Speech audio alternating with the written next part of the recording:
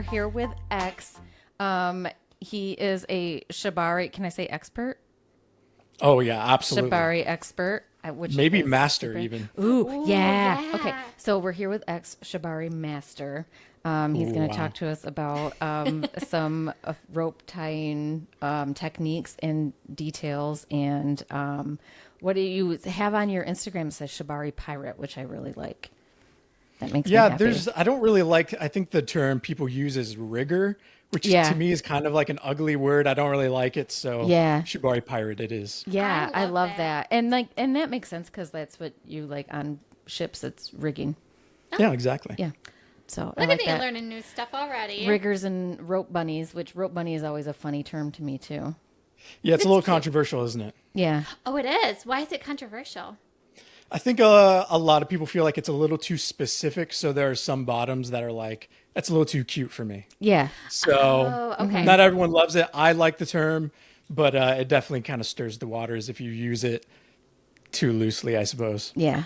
Well, good to know. Thank you. I know I'm probably It's gonna. a good term. A lot of people love it. I would actually say the majority of rope bottoms would identify with rope bunny, but then, there might be like 10% who don't really like it. Yeah. I'm not really like, I don't want to be called a bunny. Not into it. No. She wants to be called a rope vampire, and then Kelly would be happy. Oh, see, there you go. I like Yeah. it. I like it. That's perfect. Well, can we just jump right on in? And I have a million questions for you. I would like to jump right in. Perfect. Can you tell us a little bit about? Wait a minute. Hold on. Oh, Sorry. You have wine though, right? Oh, I do. oh, good. Have you cracked yours open already? Oh, yeah. We're fully We've into got- our bottle. we're- I'm a little bit more of a traditional kind of guy, so I don't use glasses. Oh, I Use love a it. drinking horn. Oh, I thought you were gonna go right Yes, out of the bottle. No. You know what? That is a good look. But we're gonna That is do my kind of drinking guy. horn. Yes, you got your Viking horn. Yay. Yes, yes, yes. Well, tell us about your work and how you got started. Well, obviously, Shibari pirate, Shibari master. Not really, but Yes. it's fun to say anyways. So I got started maybe about 4 or 5 years ago, maybe 5 years ago at this point, and it was a very quick downhill battle. I started as a joke. I wasn't into kink for the majority of my life, and there was a friend that I was talking to at the time, and we were joking about, we're just trying to find like the most ridiculous kinks we could find, and it was kind of like our inside joke. And we had created like, we were joining furry chat groups. We were joining at one point we joined FetLife before I knew what it was, if you guys know what FetLife is. No, what is It's like the biggest FetLife? kinky dating website. Yeah, it's a huge Oh. website. Okay. But we were just joining all sorts of stuff as a joke. And eventually I came across a picture of a suspension, a Shibari suspension. And I had like a sinking feeling in my gut because I was like, fuck, I think I like this. So like literally that day, I Googled Shibari San Diego, found a group in the area, and it was like, I was hooked instantly. I think that's how a lot of people kind of like fall into their kinks is that they like see something and then they're just like, oh, that might be for me, Yeah. Like they accidentally come upon it. Yeah. Yeah, I think there's so much stigma with kink. It's hard to just be like, oh yeah, for sure. I'm super into it, and people think you're weird. So maybe subconsciously I was already interested, and the joke was like my way of like breaking the ice. Yeah. Yeah. But it was quite fun. It started with Shibari, and early on I was like, oh, I like Shibari, but I'm not like sadistic or anything. And then I was like, well, you know what? Maybe it's kind of fun to hit people occasionally. But I was like, but I couldn't ever like slap someone in the face, for instance. And I was like, well, actually, you know what? Now I kind of like it. So it was like just one thing after another. The dominoes fell. Yeah. Have you Yeah. ever been to like, I'm assuming since you're on like FetLife, have you been to like fetish parties and stuff like that? Not many actually. So I'm not a huge party guy, but when I first got started, I did some like house parties. And those are wild. Yeah. Very, Oh, I can it was just imagine. like so unusual. Everyone's naked. People Yeah. were doing. Do you have censorship on this podcast? No. No, It's 18 absolutely not. plus, so you go for Okay, it. well, like people were naked and doing like pussy paintings. Yeah. So they were like they had canvases and they were putting paint everywhere. I was just like, Yeah. what is going on? We went into the basement that day and they bring out, this is like one of my, I'll never forget it because it was so unusual. They brought out this large latex bed type thing. We just like, read about do you- one of those. Like the vacuum Oh, bed? yeah, so Yes, you it know. does. I just learned Yeah. about this. That was so, I mean, I like just as like overwhelmed, no idea what's going on. Someone gets in there and they vacuum seal her, and I'm just like, where am I right now? This is just so unusual. Wow. So I did a few of those, but I kind of quickly fell into playing, in my own space, and I kind of enjoyed that better. Yeah. Can you tell us a little bit about how you trained and what the process of that looked like for you? Yeah, I think my training was slightly unusual. I am definitely a self-starter.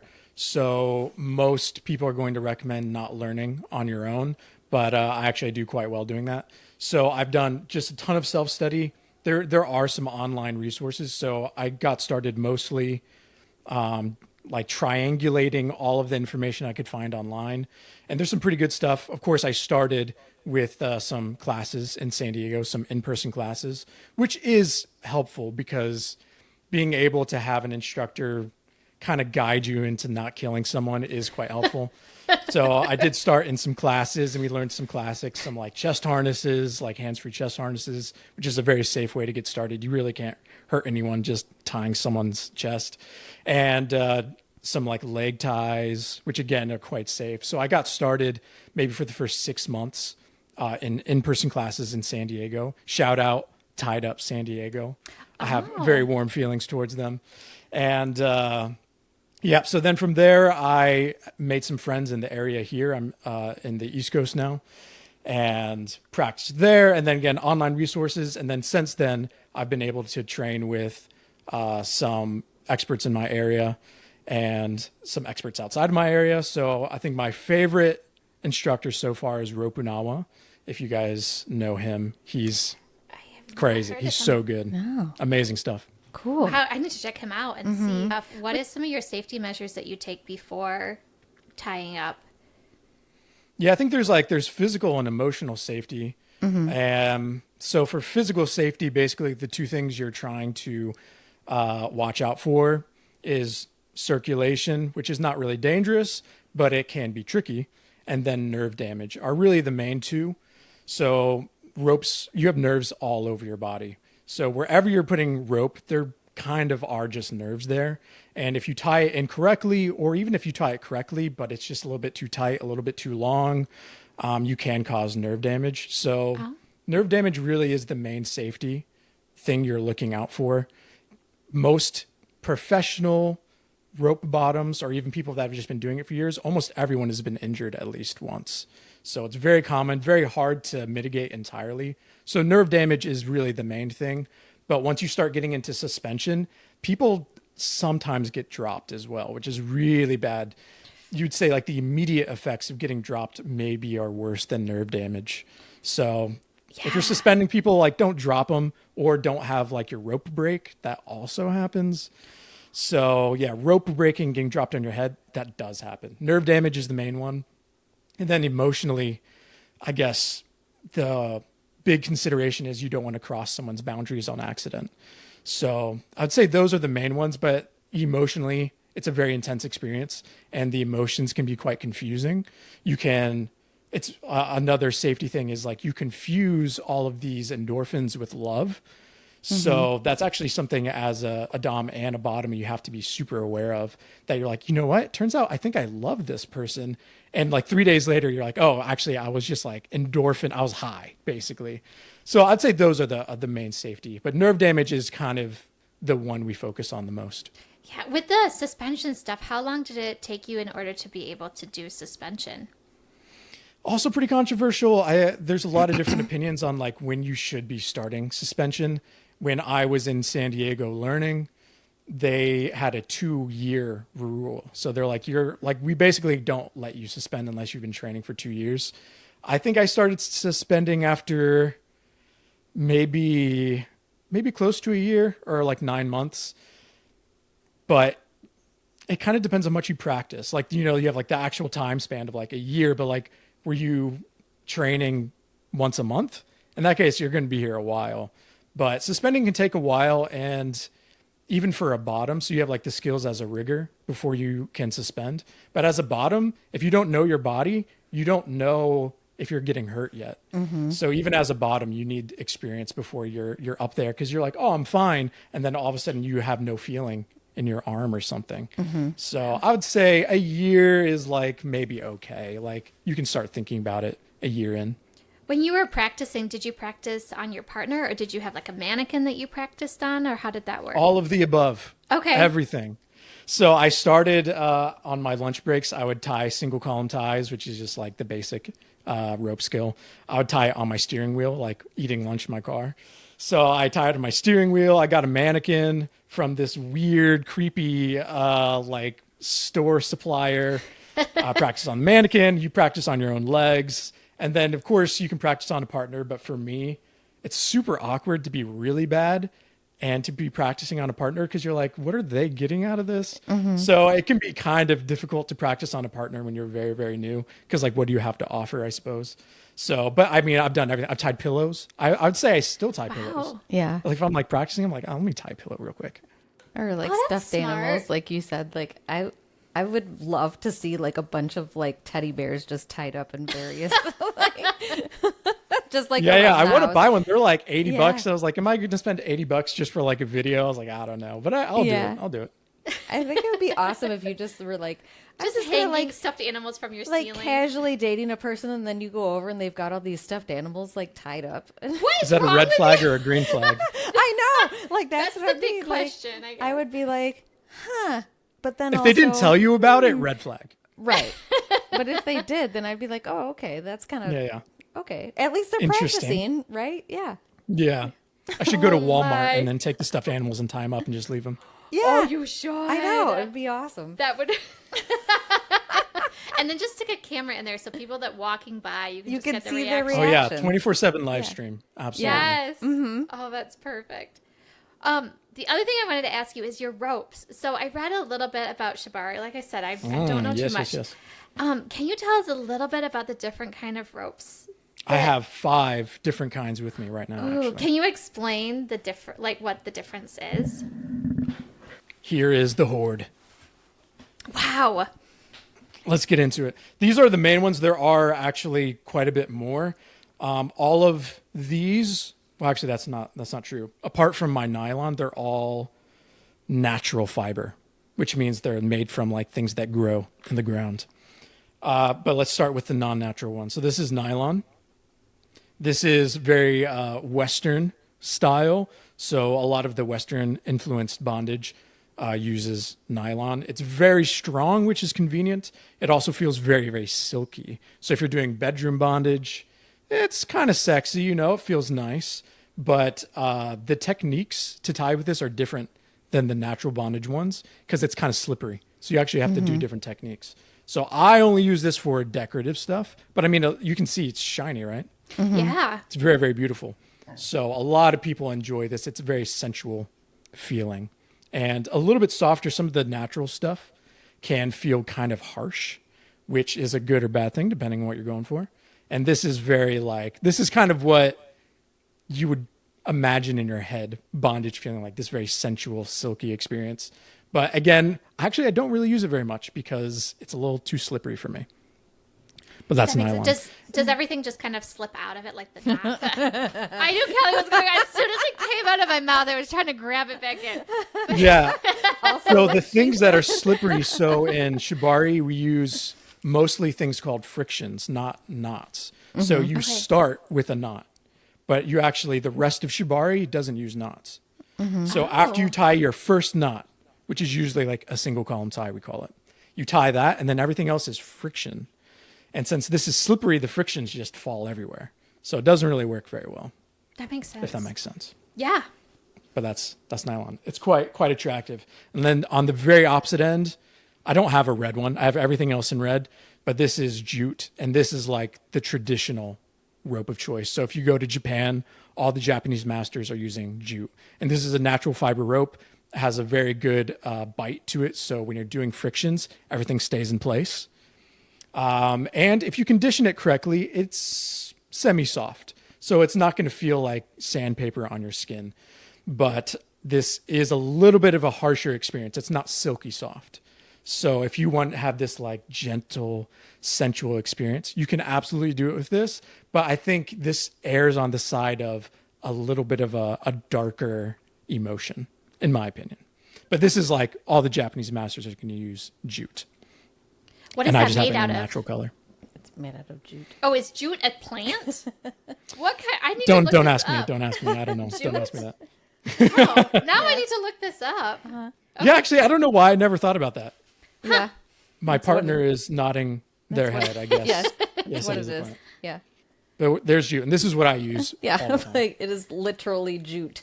That's what it is. This is what you're going to find on Amazon. If you say Shibari bondage rope, you're going to get this.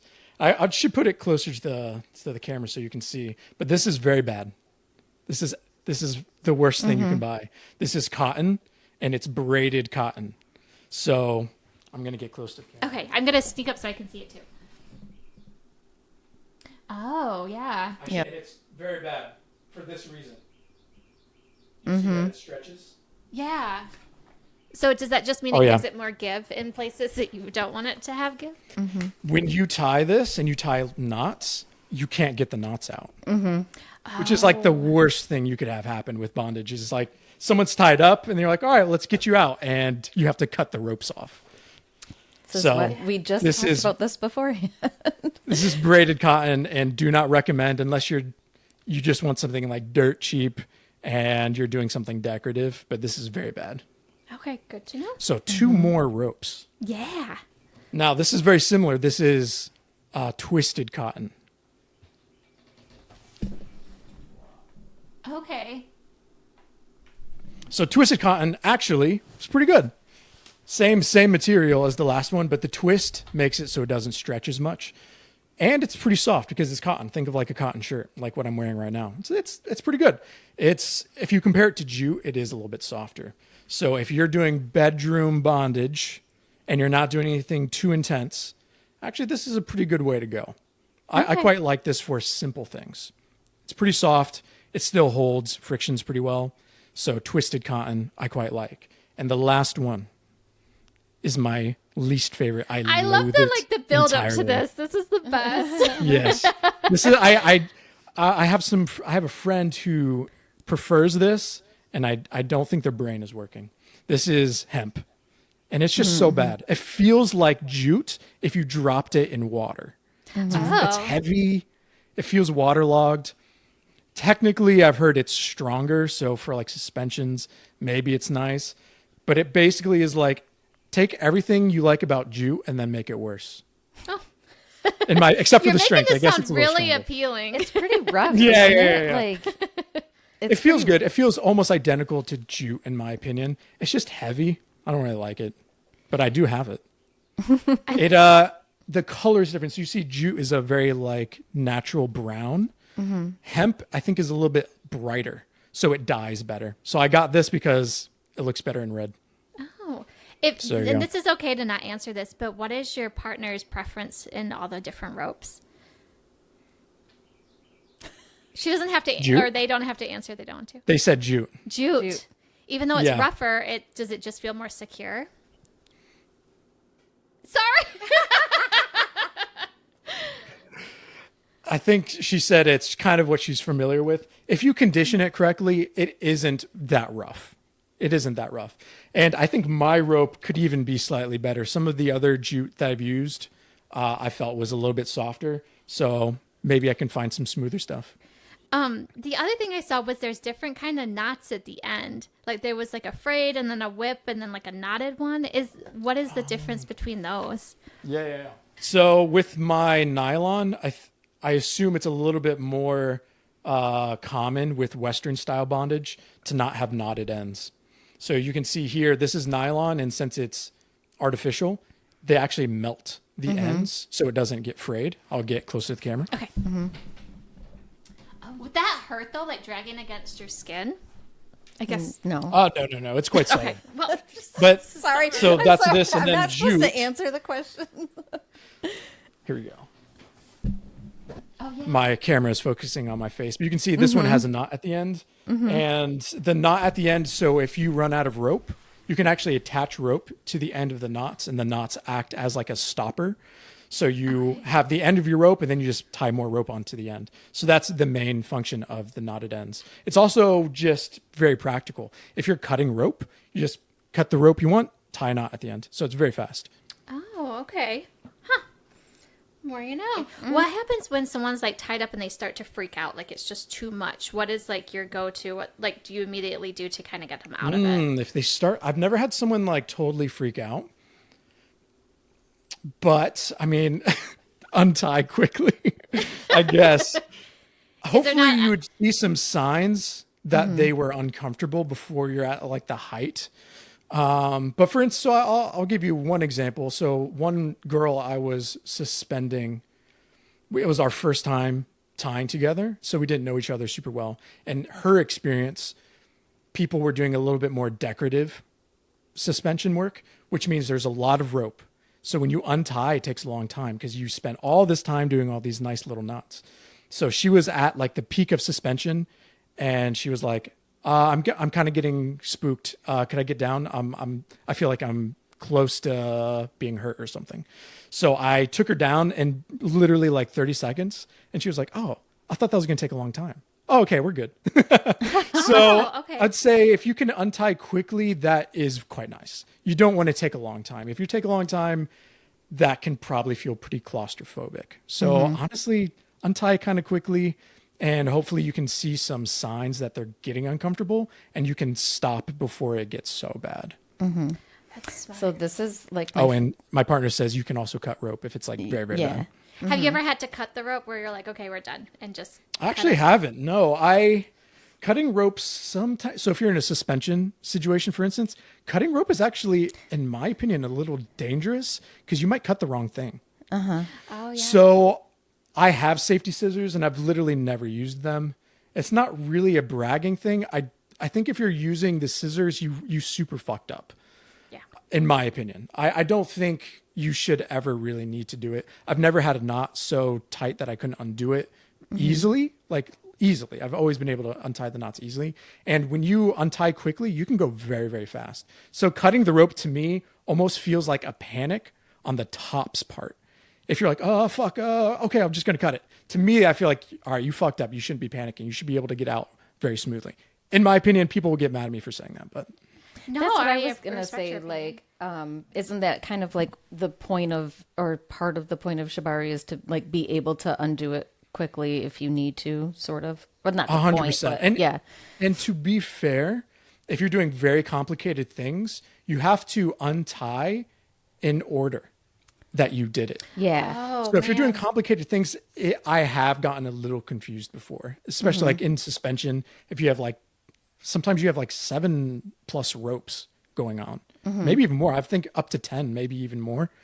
And it can be a little confusing. You're like, all right, what was the last thing I did? And if you untie it in the wrong order, it doesn't actually untie because there's ropes holding in the other Holding ropes. other stuff. Yeah. So to be fair, it can be a little confusing. Like, have you ever been tied up and suspended? No, I think the most I ever did was, I think I self-tied something on my legs and was like, I want to know how bad this hurts.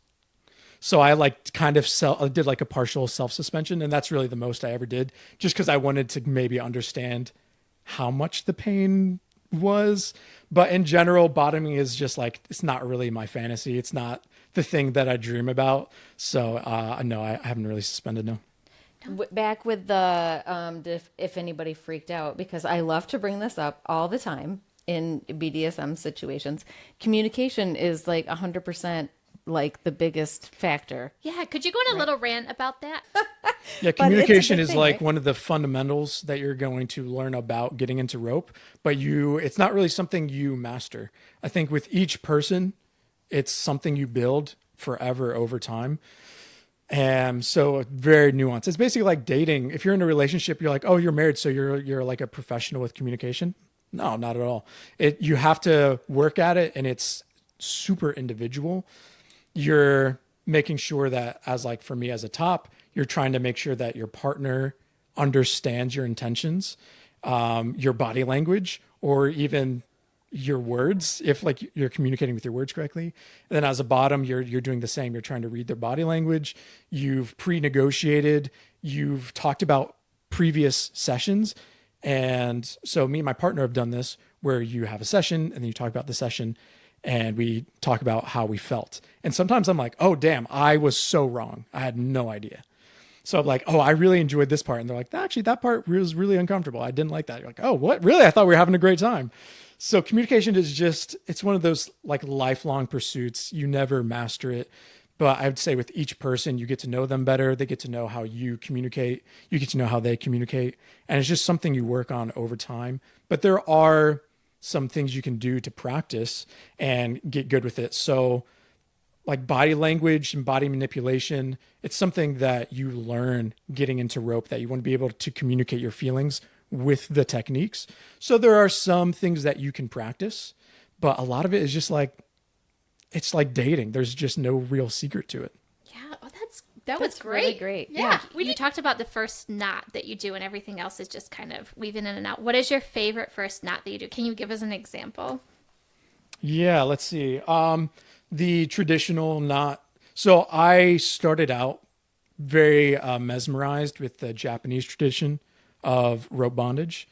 And since I've kind of deviated from it and now I kind of just do a fusion, I take some inspiration, but I would not consider myself like a full Japanese traditionalist. But since that is kind of where I came from, I use the square knot, and it is a very collapsible knot actually, which means you tie the knot and if you put enough pressure on it, it falls apart. So a lot of people avoid it for that reason, but the Japanese tradition is actually that the fact that it can collapse is a function of the knot, because like I said, if you're trying to untie someone and the knot is very difficult to undo, that can actually be quite dangerous. So the square knot, if done correctly, can be a very loose knot that you can undo with one hand very easily. Like you can interact with your partner with one hand and untie it with one hand. But if you want it to, it can also hold someone's entire body weight. Wow. Yeah. Which, I mean, you actually have to tie it pretty well. And you have to use some like unique techniques. So square knot is the main one I use. But I'd say there's like, let me see, square knot is the main one. There's a granny knot. I don't know some of the Japanese names for it, but the granny knot is very similar to the square knot. It's basically like tying your shoes. Granny knot sounds so sexy. I was just going to say So that. sexy. I'm about to tie you with a granny knot, girl. Yeah. Yeah. So granny knot is basically a square knot. It's just like, instead of going over the rope, you go under the rope. If you saw it, it makes sense. And then you have the Somerville bowline, which is, I think, more of a Western style. The difference between West and East in a simple term is the West loves concrete and the East loves things that are a little bit more organic and less permanent. So the square knot actually resembles a lot of the Japanese ideals of impermanence. And the Somerville bowline is American concrete. It's like, this can't go anywhere. It's not collapsible. So I do use the Somerville bowline occasionally. Wow. So what would be your advice for someone that is thinking about begin? We saw that you have a beginner's course, which looks amazing. Yes, get my course. Get my course. You're gonna love it. Well, yeah. So I do have a beginner course coming out. It's super popular too. Like, yeah, it's kind of popping off. Which it should. There's nothing that exists like this out there. No, it really is like, I shouldn't be too. giving this away for free, but I'm doing it, and it's gonna be awesome. So I genuinely, without just like full, toting my own thing, I think it's the best place to start for sure, like easily. Yeah. I was super impressed with I was like, holy shit, look at what this is. And it's free. Like, I was like, damn, dude, way to go. Yeah, I think some people just need an easy way to get started. So my thing is, once people know they love it, then it's like, okay, well, maybe the next thing won't be free. But I think getting started is often the hardest part. So I just want to make that as easy as possible. Yeah. But apart from that, basically the advice I give is this stuff that I'm going to go over in my free course actually, but it's like learning some of the fundamentals. So I talked about the square knot or the Somerville bowline. So it'd be like, learn your basic knot. And then you learn something called the single column tie, which is basically you wrap around a cylinder and you tie a knot, and that's a single column tie. And the reason why that's taught is because Shibari, if you look at all the crazy patterns, it's all basically single column ties. So you have a single column tie, and then you can divide the single column tie into two, and that's a double column tie. But all it is a single column tie with a cinch. And so, yes, basically you learn your basic knot, you learn your single column tie, and then of course you like learn a few frictions here and there. But I'd say the best place to start is obviously just learn a square knot, learn the single column tie, and basically you can almost build anything with those two techniques. It's so sexy. Like there's just like it looks like you're wearing clothes but with rope. It's beautiful. It is beautiful. Yeah. Yeah, I think that's what makes it so popular is there are things like if you're doing impact, for instance, you kind of know exactly what you're getting, and it doesn't appeal to everyone. Shibari, it just has so many, like people like it for so many different reasons. And I think that's the reason why it's so popular now is you have people that are just like, this is a BDSM activity for me, and I'm a masochist, and rope is like a way, it's like impact. I like to explore sensual pain. And then there are people on the complete opposite end, and they're like, I do self-tying for like yoga healing. You're like, what is going on here? So there's something for everyone, which makes it a little confusing actually, because we all say we do Shibari, but really we're not doing the same thing at all. But it also makes it very exciting and accessible to so many people. Yeah, because you can do it without sex too. You know? Oh yeah, and actually I would say the majority of Shibari is done without sex. So one of the most challenging things as a top is you're doing something that is actually quite technical. It's imagine doing math and trying to have sex at the same time. You actually have to be pretty good at math to do that. Otherwise, the mood is totally gone. So for most beginners, one of the things they struggle with is like, how am I supposed to like remember these patterns? Yeah. And be connective. So I'd say there's like 3 tiers. There's like, this is not connective at all. I'm just like trying to not crash the car, basically. And then you have, all right, I'm not crashing the car. Let's enjoy the car ride. And then it's like, okay, I'm not crashing the car. I'm enjoying the car ride. And now we're going to have sex while I'm driving a car on the highway. That's a lot of stuff going on. It is. There's a lot of stuff going on. So it is possible and it's quite interesting, but you have to be able to, because again, so nerve damage, even in sex, if you're not suspending, you can have nerve damage. So even while someone is just laying on a bed, you often will have to untie and tie and adjust. So it's quite tricky, but it's fun. It's a good time. Thank you so much for your time. I truly, this was truly so much fun. Thanks for having me on. I learned so much. I'm like, feel like I'm bursting with information. So thank you. Yeah, this was fun. We'll talk to you later. All right, take it easy. Bye. Bye.